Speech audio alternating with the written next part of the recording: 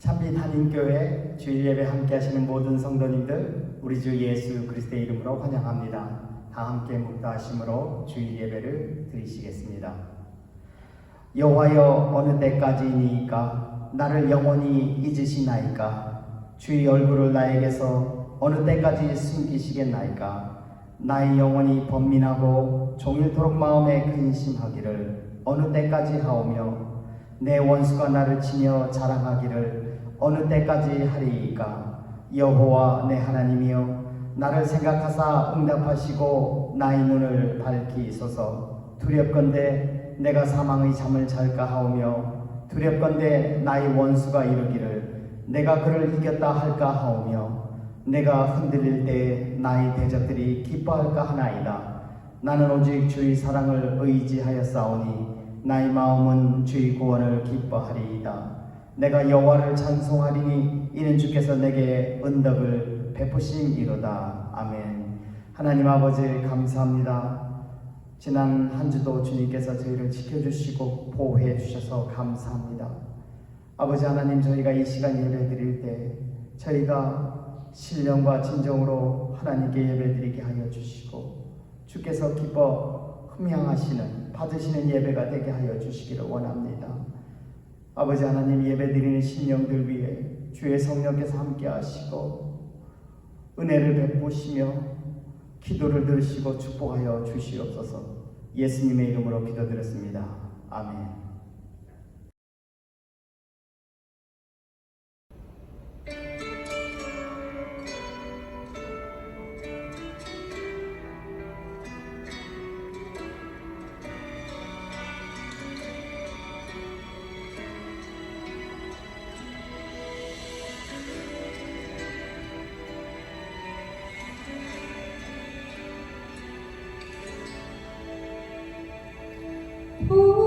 부어주시네 흘러넘치는 메마른 땅에 샘이 흐르네. 채워주시네 솟게 드는 어두운 땅이 빛으로 나오는. 부어주시네 흘러넘치는 메마른 땅에 샘이 흐르네. 채워주시네 솟게 드는 어두운 땅이 빛으로 나오는. 주님의 사랑이 이곳에 넘치네. 주님의 치유가 영혼을 만지네. 주님의 생수가 메마른 적시네. 주님이 이곳에 함께 계시네.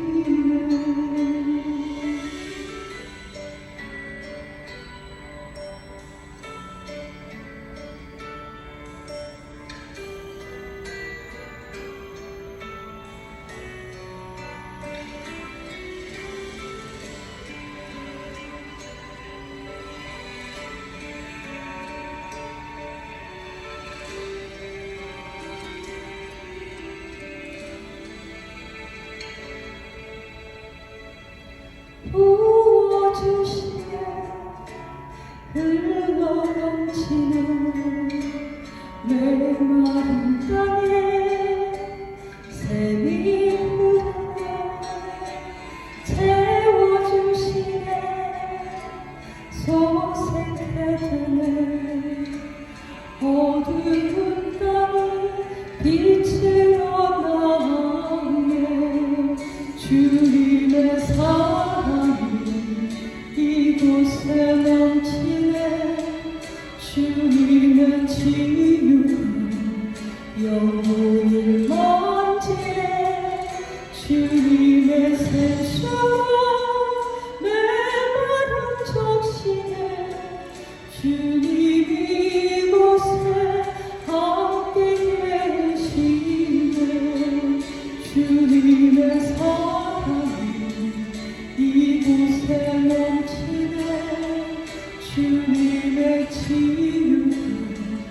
영혼이 먼지에 주님의 생수와 메마른 적신에 주님이 이곳에 함께 계시네.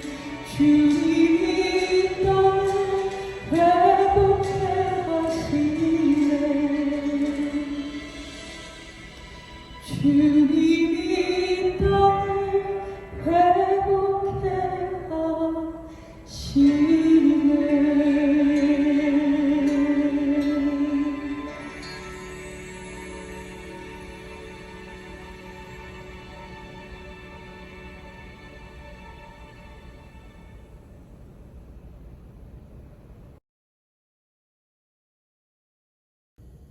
오늘 말씀은 이사야 64장 4절입니다. 주 외에는 자기를 악마하는 자를 위하여 이런 일을 행한 신을 옛부터 들은 자도 없고 귀로 들은 자도 없고 눈으로 본 자도 없었나이다. 아멘. 하나님 아버지 감사합니다. 이 시간 저희가 주의 말씀을 상고할 때 주의 성령께서 깨닫게 하시고 진리 가운데로 인도하셔서 저희를 구원의 길로 인도하여 주시옵소서. 예수님의 이름으로 기도드렸습니다. 아멘. 영적인 사람들은 영적 갈망이 있습니다. 그 갈망은 미국 복음성가 가사처럼 I want to see you가 나는 하나님 당신을 보고 싶습니다. 믿지 않는 사람들 중에 구도자라는 사람들이 있습니다. 그들은 하나님을 찾는 사람들입니다. 하나님을 보기를 갈망하는 사람들입니다. 하물며 믿는 사람들은 더 하나님을 보기를 갈망하지 않겠습니까? 내가 사랑하고 섬기는 하나님이시기 때문입니다. 어떻게 하나님을 볼 수가 있습니까? 하나님을 지각하기 위해서는 세 가지 벽을 뛰어넘어야 합니다. 첫 번째 벽은 선천적인 영적 무감각입니다. 우리는 태어날 때부터 영적 세계를 볼 수도 없고 들을 수도 없는 영적으로 무감각한 존재로 태어납니다. 그러나 하나님은 살아계시며 우리 삶 속에서 항상 함께 계시며 우리에게 자신을 드러내십니다. 이것을 God's Manifestation, 하나님의 현현이라고 합니다. 다만 우리 영적인 무감각이 하나님께 함께 하시는 하나님을 보지 못하게 합니다. 어떻게 이 문제를 해결할 수 있습니까? 가장 먼저 해야 할 일을 요한복음 3장 3절에서 예수님이 말씀하십니다. 예수께서 대답하여 이르시되 진실로 진실로 내게 이르노니 사람이 거듭나지 아니하면 하나님의 나라를 볼 수가 없느니라. 가장 먼저 할 일은 사람이 거듭나지 아니하면 하나님의 나라를 볼 수 없느니라.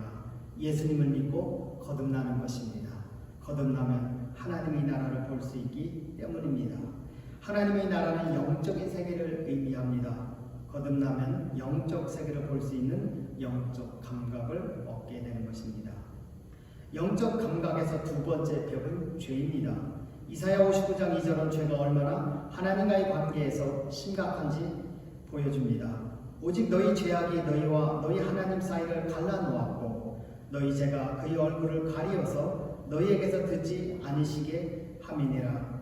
죄는 우리와 하나님 사이를 갈라놓습니다. 죄는 하나님으로 하여금 숨게 만듭니다. 죄는 우리 기도를 소용없게 만듭니다. 만약 예수님을 믿고 거듭났지만 하나님의 음성이 들리지 않고 하나님과의 관계에서 거리감이 느껴진다면, 하나님의 임재보다 하나님의 부재가 느껴진다면 회개를 시도해 보시기 바랍니다. 영적 감각에서 세 번째 벽은 미개발입니다. 히브리서 5장 13절 14절은 다음과 같이 말씀합니다. 이는 젖을 먹는 자마다 어린아이니 의의 말씀을 경험하지 못한 자요, 단단한 음식은 장성한 자의 것이니 그들은 지각을 사용함으로 연단을 받아 선악을 분별하는 자들이니라. 여기서 첫 번째로 주목할 부분은 연단을 받아입니다. 연단을 받는다라는 것은 영어로 have their senses exercised입니다. 그 뜻은 감각을 훈련하다입니다. 연단 받는다라는 것은 영적 감각을 훈련하는 것입니다. 영적 감각을 개발하는 것입니다. 그렇다면 어떻게 영적 감각을 개발하는 훈련을 할 수 있을까요?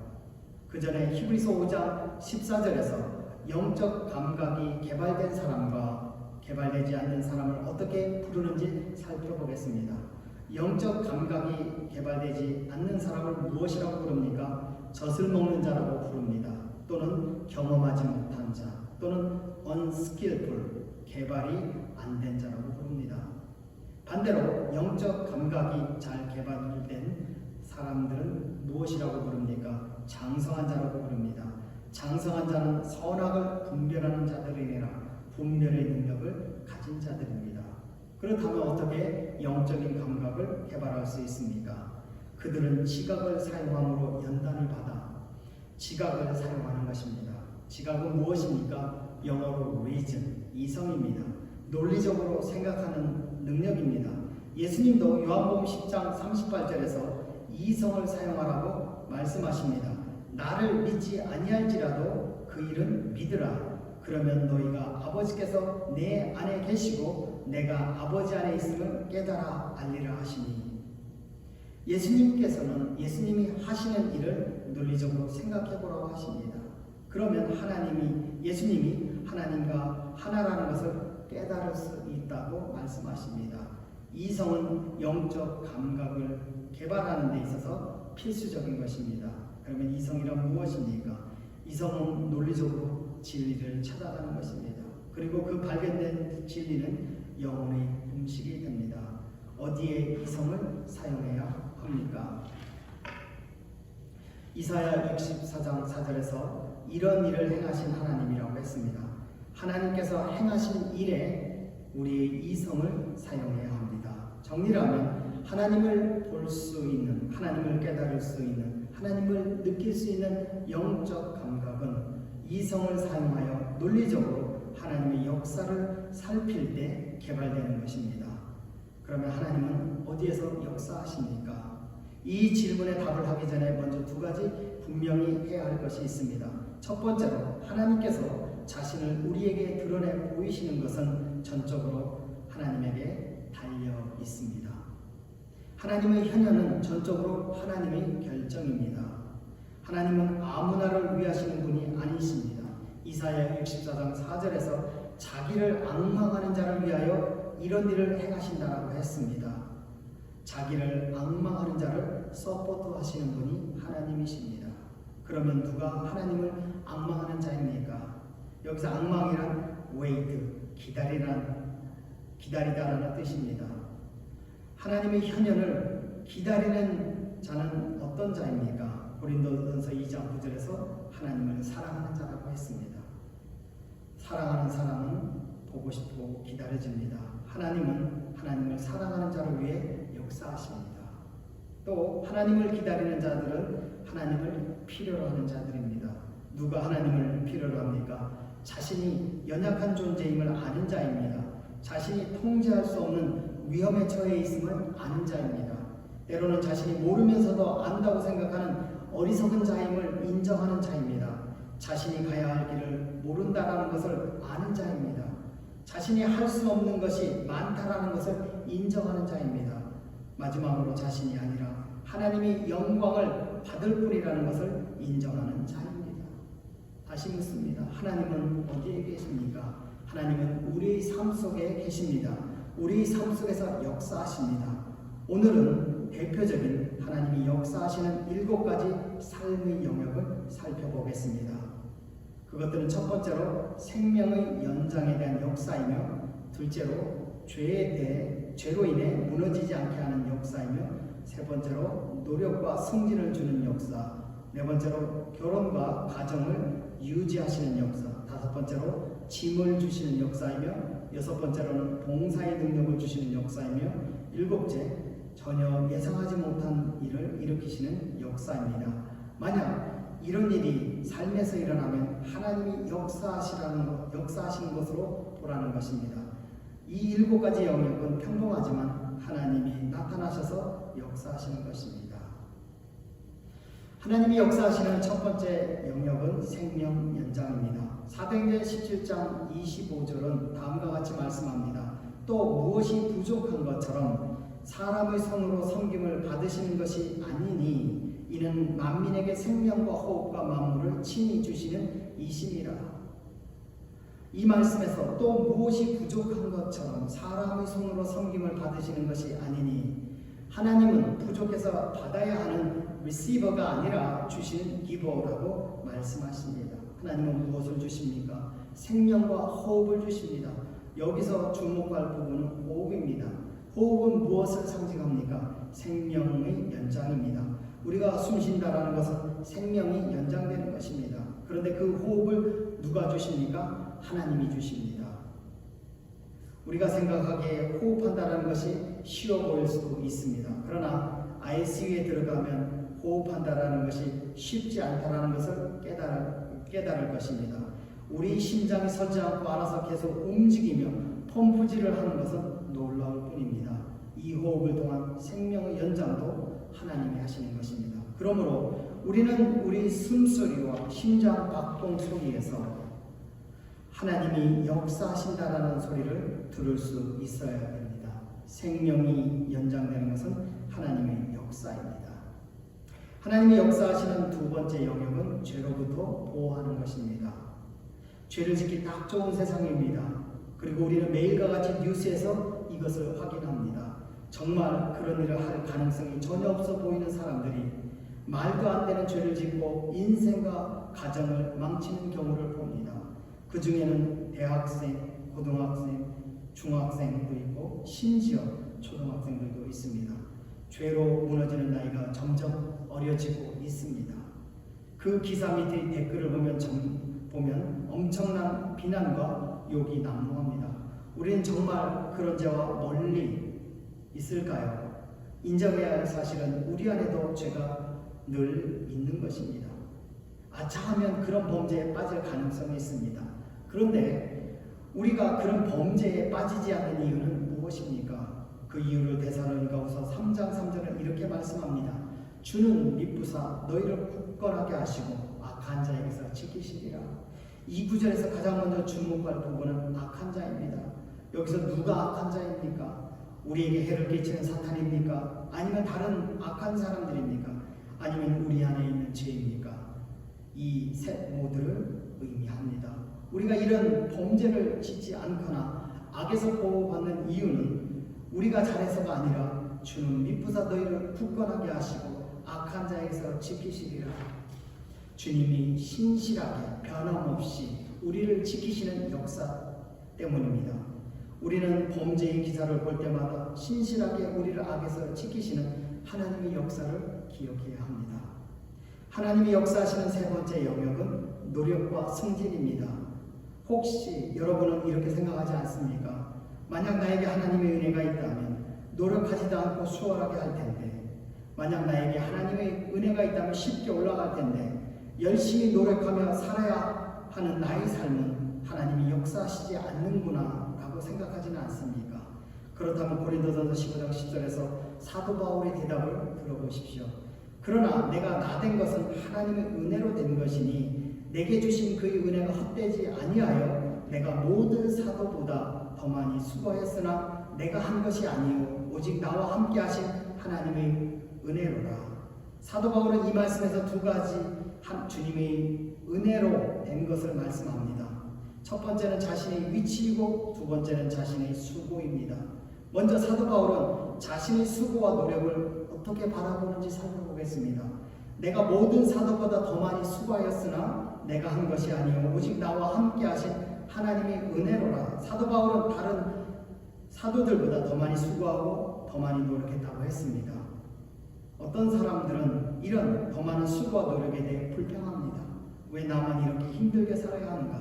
그런데 더 많이 수고하고 더 많이 노력할 수 있는 것도 하나님의 은혜 없이는 될 수 없다고 말씀합니다. 그러므로 내가 더 수고하고 더 노력한다면 하나님이 나의 삶에서 역사하신 것을 깨달으시기 바랍니다. 아무나 그렇게 할 수 있는 것이 아닙니다. 사도 바울은 또 다른 은혜를 이렇게 설명합니다. 내가 나된 것은 하나님의 은혜로 된 것이니. 사도 바울이 말씀하는 나의 나된 것은 무엇입니까? 예수 그리스도의 사도가 된 것입니다. 그런데 이것이 왜 은혜입니까? 그는 사도 될 자격이 없는 사람이었습니다. 왜냐하면 그가 그리스도인들과 교회를 핍박했기 때문입니다. 그런 그가 사도의 위치에 오른 것은 전적으로 하나님의 은혜 때문입니다. 우리가 어떤 위치에 오른다면 그것은 하나님의 역사입니다. 그 다음으로 하나님이 역사하시는 영역은 우리 결혼과 가정의 유지입니다. 갈수록 가정을 세우고 유지하는 것이 어려워지는 세상입니다. 결혼했던 많은 사람들이 싱글로 돌아옵니다. 미혼모, 미혼부가 자연스럽게 받아들여지는 세상이 되었습니다. 이것은 갈수록 결혼하거나 가정을 유지하는 것이 어려운 일임을 보이는 것입니다. 성경에서는 이미 이것을 시편 127편 1절에서 말씀하고 있습니다. 여호와께서 집을 세우지 아니하시면 세우는 자의 수고가 헛되며 여호와께서 성을 지키지 아니하시면 파수꾼이 깨어 있음이 헛되도다. 여호와께서 집을 세우지 아니하시면 세우는 자의 수고가 헛되며 집은 가정을 의미합니다. 하나님께서 가정을 허락하지 않으시면 세워주시지 않으면 가정은 세워질 수 없습니다. 뿐만 아니라 여호와께서 성을 지키지 아니하시면 파수꾼이 깨어 있음이 헛되도다. 우리가 아무리 조심해서 가정을 지키려 해도 우리의 힘만으로는 가정이 유지될 수 없다고 했습니다. 가정이 유지되는 것은 하나님의 역사입니다. 우리 가정과 사업체를 세울 수 있었던 것은, 유지할 수 있었던 것은 우리 노력의 성공을 말해주는 것이 아니라 보이지 않으시는 하나님께서 우리 노력과 수고에 나타나셨음을 의미합니다. 그 다음으로 하나님이 역사하시는 영역은 우리에게 주어진 짐, burden입니다. 시편 55편 22절은 이렇게 말씀합니다. 내 짐을 여호와께 맡기라. 그가 너를 붙드시고 의인의 요동함을 영원히 허락하지 아니하시리로다. 여기서 먼저 주목할 부분은 내 짐을 여호와께 맡기라 해서 짐입니다. 짐이 상징하는 것은 무엇입니까? 짐은 보통 우리 어깨를 짓누르며 삶을 힘들게 하는 것을 상징합니다. 짐은 삶에 스트레스를 주고 고통스럽게 하는 것입니다. 짐은 생각할 때마다 우리 영혼을 우울하게 하는 것입니다. 그래서 짐은 우리를 심각하게 고민하게 합니다. 여러분이 고민하고 갈등하는 짐은 무엇입니까? 짐이 직장입니까? 경제적인 부분입니까? 아니면 가족입니까? 건강입니까? 대인관계가 될 수도 있습니다. 분명한 것은 우리 모두에게 짐이 있습니다.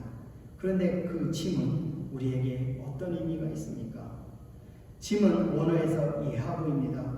예하부는 두 가지 의미를 가지고 있습니다. 첫 번째로는 portion, 내가 받은 몫이라는 의미입니다. 두 번째로는 gift, 선물의 의미를 가지고 있습니다.